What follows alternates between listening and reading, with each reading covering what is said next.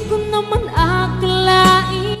Narito tayo ngayon upang matunghayan at pag-usapan ng talaga namang napakainit at nagbabagang napaka-trending na issue ni Ate Erica. Sa pagpapatuloy nga ng ating istorya ay nandoon pa rin si Kalingap Val Santos Matubang sa bahay nila Ate Erica upang i-interview at makapanayam ang kanyang lolo at lola na naiwan, pati na rin ang kanyang ibang kamag-anak na nagagalit sa kanya. Sa vlog nga na ito ay sinabi nga din ng lolo ni Ate Erica na siya daw talaga ang unang vlog ni Kuya Ruel upang tulungan. Ngunit nabaling lang daw talaga ang focus kay Ate Erica at ginawa siyang Kalingap Angel. At dahil nga doon ay nagtuloy-tuloy na rin ang sikat ni Ate Erica. Tay, magandang araw po sa iyo. Ang pangalan mo, Tay? Miguel. Miguel Surita. Ikaw yung unang gi-vlog ni Ruel? Umpo. Para tulungan. Siya po. Ngayon, bakit napunta kay Erica yung tulong? Ay, di ko nga po alam at siyang napukusan na nila Rab. Ang sayata ni Ruel, inilipat kay Rab, parang hindi daw kayang Ewan ko, hindi ko alam. Yung natagpuan si Erica, parang si Erica ang parang turnover ni Ruel kay Rab. Kalingap Rab. So yun, ginawa ang Kalingap Angels. Yun. Ayun. So maliwanag po mga kaibigan na dito ba nakatira si Erica noon? Dito po yun. Dito lumaki? Ay, dito na po sa amin yun. Okay. Nung dati pa kami sa Katandunganon ay napalit. Dito nga din ay nalaman ng lahat na may isa palang matanda na negosyante ang tumutulong kay Ate Erica at ang pangalan nito ay June A. Nakilala daw ito ng tita ni Ate Erica sapagkat nagbigay daw ito ng pera pampaopera sa mata ng lola ni Ate Erica. Ngunit kalaunan ay hindi daw ito napakinabangan o hindi daw nakuha ng lola ni Ate Erica ang pera na ito sapagkat hindi daw ito ay binigay nila Ate Erica. Kaya dito na nga rin nagsimula ang talaga namang malala at napakalaking gulo o hidwaan sa pagitan ni Ate Erica at ng kanyang lolo at lola na talaga namang nagpalaki, nagmalasakit at nagpaaral sa kanya simula nung siya ay bata pa. Lagi si Erica. Maliit pa yun sa amin. Kayo na nagpalaki noon. Kami na po, kapaaral. Ngayon, nasaan sila ngayon?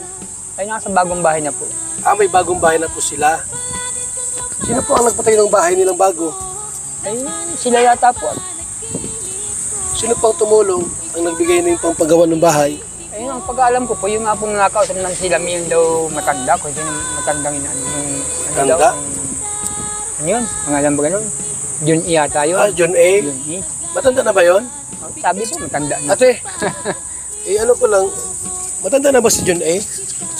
Tanda na po, siguro po mga 60 or 50 yan mga ganun. Nakita mo na di pa? Nakita ko na po yun. Saan mo Kasi nakita? nagpasalamat po ako rin sa kanya nung yung last baga po na vlog ni Kalingap, ni Rab na nagbigay kay mama ng pampaopera ng sa mata. Okay. Ay hindi po namin alam na kakontak na pala po yun. Dito nga din ay Contact nalaman na nila. nila na habang vlog daw pala ni Kalingap Rab si Ate Erica ay kakontak na ni Sheila May o ng ate ni Ate Erica si Sir June A na sponsor at negosyante. Kaya naman ang nangyari ay sinabi daw ni Ate Sheila May ni Erica kay Sir June A na huwag nang padaanin ng pera kay Kalingap Rab at diretsyo na lamang sa kanila. Kaya naman ito rin ang naging rason kung bakit umayaw na si Ate Erica magpa-vlog kay Kalingap Rab. At dahil nga dito ay napatayuan na nga si Ate Erica at ang kanyang ate na si Sheila May ng bahay, at nung nakapatayo na nga ng bahay ay hindi nila sinama ang mga tao na nagpalaki sa kanila na ang kanilang lola at lolo at ang iba pa nilang kapamilya, kaya nagsimula ito ng hidwaan. Nagbigay ko ng pampaopera ng sa mata. Okay. Ay hindi po namin alam na kakontak na pala po yun eh. Contact na nino? Si Sir Jun eh. Ni Sheila May? Po. Okay. So, Yun lang yun po yung ano namin. nakita mo na si Jun A sa video? Mahaba yung buhok niya na. Mahaba ang buhok. Okay. So, may edad na. Mm-hmm. Okay. So, kasi tinatanong ko si tatay kung sino tumulong sa pabahay nila. Ano po si Sir Jun eh. Sa kanya pong pabahay yan. Itong pina-Erika. Wala po diyang sabi po ng mga ilabers sa kanilang pabahay. Kay Sir Jun eh. Okay. Pati mga gamit ng bahay. Okay. So, ibig sabihin ngayon, may bahay na si Erika. Sheila May kumpleto ang gamit. Okay. So, ang nagpabahay niyan, si Jun A. Si Sir Jun. Hindi ang e-lovers. Hindi po. Hindi ang e-lovers. Inaangkin lang po ng mga ilabers. Inaangkin nila na sila Kaya nagpabahay sila niya. nagagalit kasi ayaw nilang Simula nga daw nung bagong taon at naggaling sa ospital ang lola nila, pagkadating daw ng lola nila sa bahay ay nakahakot na daw kaagad si Ate Erika at ang kanyang ate Sheila May.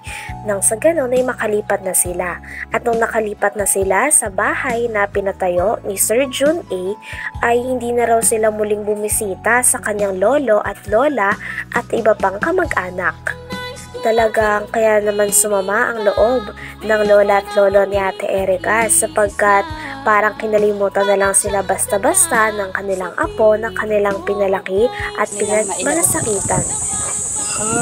Galon ba? So, alam mo yun yung kwento? alam ko. Tungkol dyan? Kasi naririnig-rinig ko din po. Mm-hmm. Kasi iisang bahay lang naman po kasi kami dito. Dito pala si Erika lumaki. Po. Nakatira kay lolo niya. Dito. Ngayon, may bahay na silang bago. Siya po. Di ba pupunta rito si Erika? Mula po nung nung bagong taon po na nung last po, itong nasa ospital po kasi mama noon, pag uwi po lang dito, wala na sila, naghakot na sila ng gamit.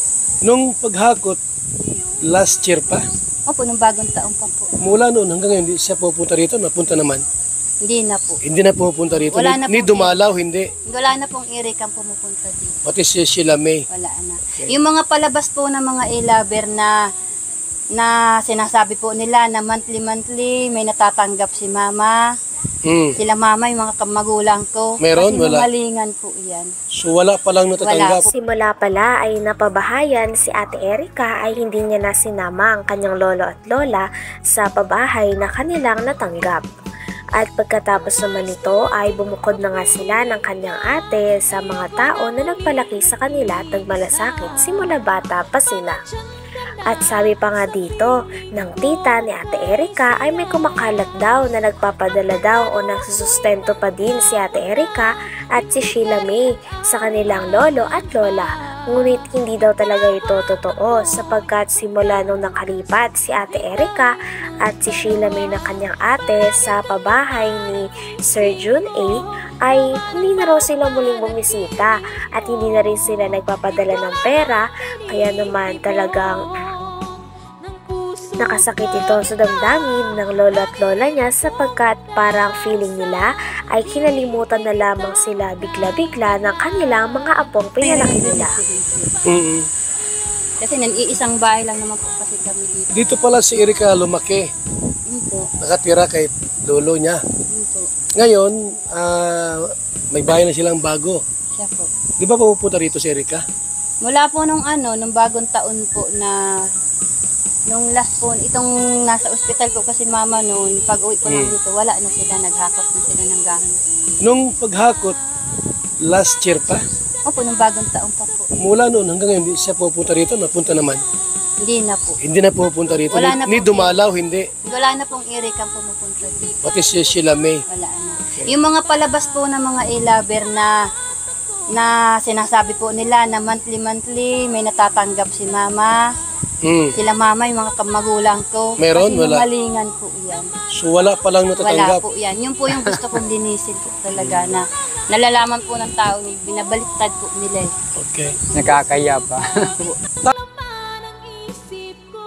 Hanggang dito na lamang muna ang talaga namang nagtitrending, nagbabaga at napakainit na issue ni Ate Erika. Maraming salamat sa inyong panunood. Hanggang sa muli. Bye!